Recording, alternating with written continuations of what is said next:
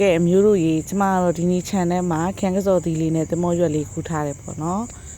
အချိန်လေးလေးရတော့ပေါ့ခန်းကစော်သီးလေးကိုကျမခူးပြီးတော့အညာလေးတွေခြွေထားပါတယ်ခန်းကစော်သီးဟင်းလေးချက်စားမှာဖြစ်ပါတယ်ရှင်ကဲခန်းစော်သီးလေးတွေကိုကျမစားလေးနည်းနည်းထည့်ပြီးတော့ရည်တည်ချစီပါမယ်ပြီးရင်တော့ကျမမညက်တညက်နေထားလေးထောင်းထားပါမယ်ရှင်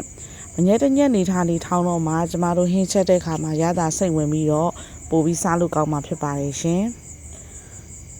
ကဲဟင်းချက်ဖို့အတွက်ကတော့ကျွတ်သွန်ဖြူချင်းလေးကိုထောင်းထားတယ်ပဇွန်ကြောက်လေးထောင်းထားတယ်ပြီးတော့ကျမငပိလေးနည်းငယ်ထည့်မယ်ပေါ့နော်ပြီးရင်တော့ကျမခန်းညင်သီးလေးလည်းထည့်ချက်မှာဖြစ်ပါတယ်ခန်းညင်သီးကတော့ကျမနှလုံးသုံးထားပါတယ်စီပူလာတဲပါမယ်ရှင်စီပူလာပြီဆိုရင်တော့ကျမတို့ကျွတ်သွန်ဖြူချင်းလေးကိုစီစားတက်ပေးပါမယ်စီတက်လေးရတော့ကျမတို့ထုံးစံတိုင်းစီတက်လေးတွေမှုေးပြီးတော့ပေါ့နော်ကျက်သွားတဲ့အထိကျမတို့မီးအေးလေးနဲ့စီတက်ပေးပါမယ်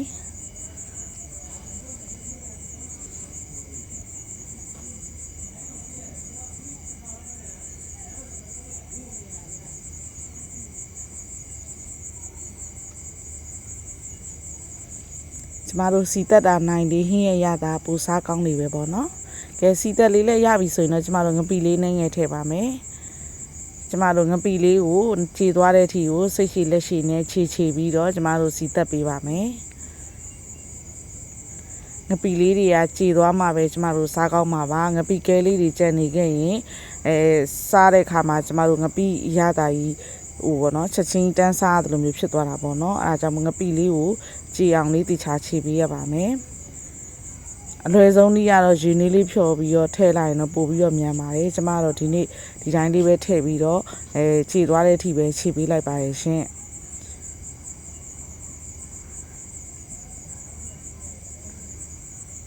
ကဲငပိနဲ့ကျမတို့စီတက်နံလေးမွေးသွားပြီဆိုရင်တော့ခန်းညင်သီးထည့်ပါမယ်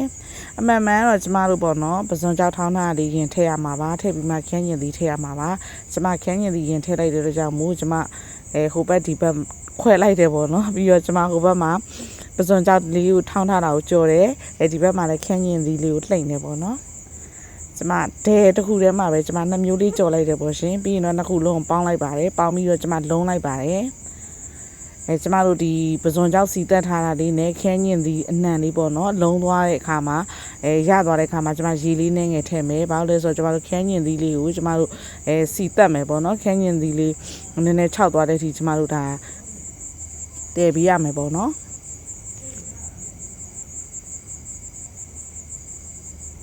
ခန်းညင်သီးရလဲလေကျမရင်တော့ပြောထားတဲ့အတိုင်းပဲပေါ့နော်တစ်လုံးကို4စိတ်ပေါ့နော်နှလုံးဆိုတော့8စိတ်အဲ့လိုမျိုးထည့်လိုက်ရင်ကျမတို့ရင်လိုခန်းညင်သီးချက်လို့ကြာကြီးချက်စရာမလိုပါဘူးခဏလေးနဲ့နူးပါတယ်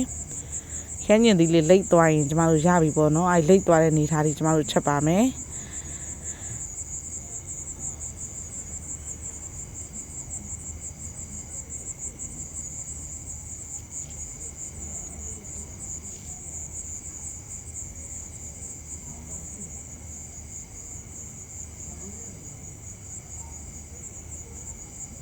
ကျမတို့ပေါ့နော်ခန်းညင်သီးလိမ့်သွားတဲ့ဒီနည်းငယ်မှွေလိုက်ချက်လိုက်နေပေါ့နော်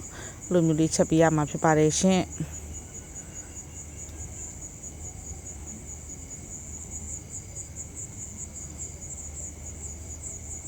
ကဲခုဆိုရင်တော့ခန်းညင်သီးလေးလည်းလိမ့်သွားပြီပေါ့နော်အဲ့ဒါဆိုရင်တော့ကျမတို့ခုနထောင်းထားတဲ့ခန်းကစော်သီးလေးထည့်ပါမယ်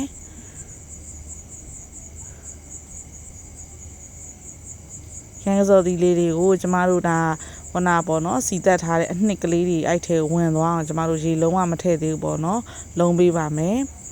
အနှစ်ကလေးတွေခန်းကစော်သီးလေးဝင်သွားပြီးအနံလေးလည်းမှုေးသွားတဲ့အထိကျမတို့လုံးပေးပါမယ်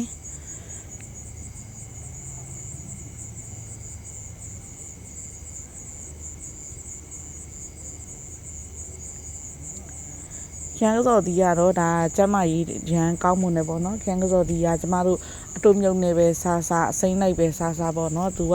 ကျမကြီးအတွက်အကျိုးပြုတာများပါတယ်ကျမတို့စီးလဲအစားလဲစီးစလို့ပေါ့နော်မိမိစားတဲ့အစားတောက်ကပဲ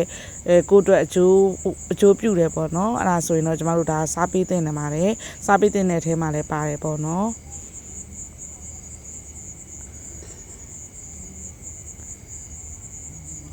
ကဲခုဆိုရင်တော့ကျမတို့ခန်းကစော်ဒီလေးနဲ့အနှစ်ကလေးတွေကဒါဝင်နေပြီပေါ့နော်အနှစ်ကလေးတွေဝင်ပြီးတော့ဒါနည်းနည်းလေးတွေမွေးလာပြီပေါ့နော်ကဲခန်းစော်ဒီလေးနည်းနည်းနိုးသွားအောင်ကျမရေလေးထည့်ပြီးတော့ဒါတည်ပေးပါမယ်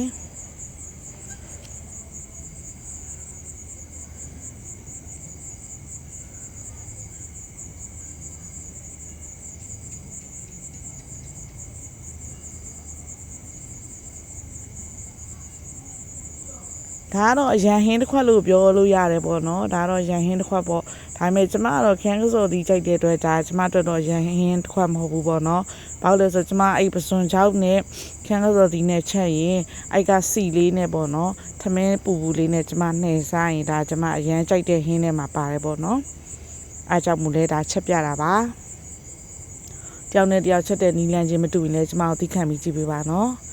ကဲအတူဒီနေထားလေးရောက်ပြီဆိုရင်တော့ကျမငြိုသီးစိမ့်လေးထည့်လိုက်ပါတယ်နံလေးမှုေးသွားအောင်လို့ပါစားတဲ့ခါမှာလည်းကျမတို့အဆက်ကလေးနည်းနည်းလေးပါပေါ့နော်ပါတော့လဲစားလို့ပို့ပြီးတော့မြိန်တာပေါ့ကဲကျမငြိုသီးစိမ့်လေးထည့်ပြီးတော့နည်းငယ်မှုေးပေးပါမယ်တချို့ကတော့ပေါ့နော်ဟိုစိမ့်လေးကြိုက်တယ်ပေါ့နော်စိမ့်လေးကြိုက်တယ်ဆိုရင်တော့ဒီနေထားလေးစိမ့်နေပြီဆိုရင်တော့ဒါချလိုက်လို့ရတယ်ပေါ့နော်ကျမကတော့နည်းနည်းလေးအရောင်လေးဟွာဖြစ်သွားတဲ့အထိကျမချက်ပေးမှဖြစ်ပါတယ်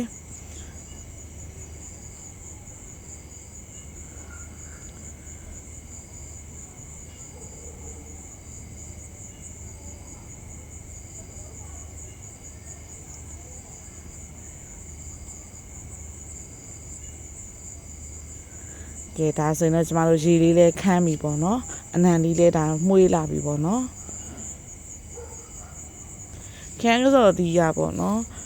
တချို့တွေကကြာလဲခန်းကစော်ဒီကိုပုံစံမျိုးစုံချက်ကြတယ်ပေါ့နော်အသားတွေပေါ့နော်အသားမျိုးစုံကိုကြိုက်တဲ့အသားလေးနဲ့ထည့်ပြီးတော့လဲရောချရင်လဲစားကောင်းပါတယ်ကျမအသားနဲ့လည်းတစ်ခါချက်ပူးတယ်ပေါ့နော်အခုဒီတစ်ခေါက်ကတော့ကျမခန်းကစော်ဒီတက်တက်ပဲစားချင်တာဖြစ်တဲ့အတွက်ကြောင့်မို့ပစွန်ကြောက်လေးနဲ့ပဲဒါကျမချက်လိုက်တာဖြစ်ပါတယ်ရှင်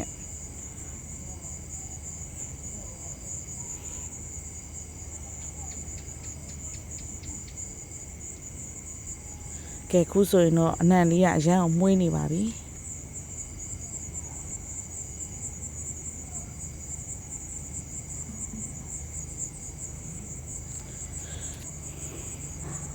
ကဲခုဆိုရင်တော့ကျမရဲ့ခန်းစော်ဒီဟင်းလေးရပါပြီရှင်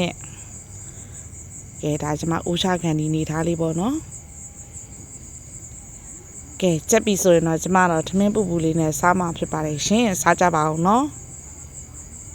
ချက်လဲချက်စားကြည့်ကြပါနော်ရမ်းစားကောင်းပါတယ်ရမ်းစားကောင်းတဲ့ဟင်းလေးတစ်ခွက်ဖြစ်ပါတယ်ရှင်ကျေးဇူးသူများအားလုံးလည်းကျေးဇူးတင်ပါတယ်ရှင်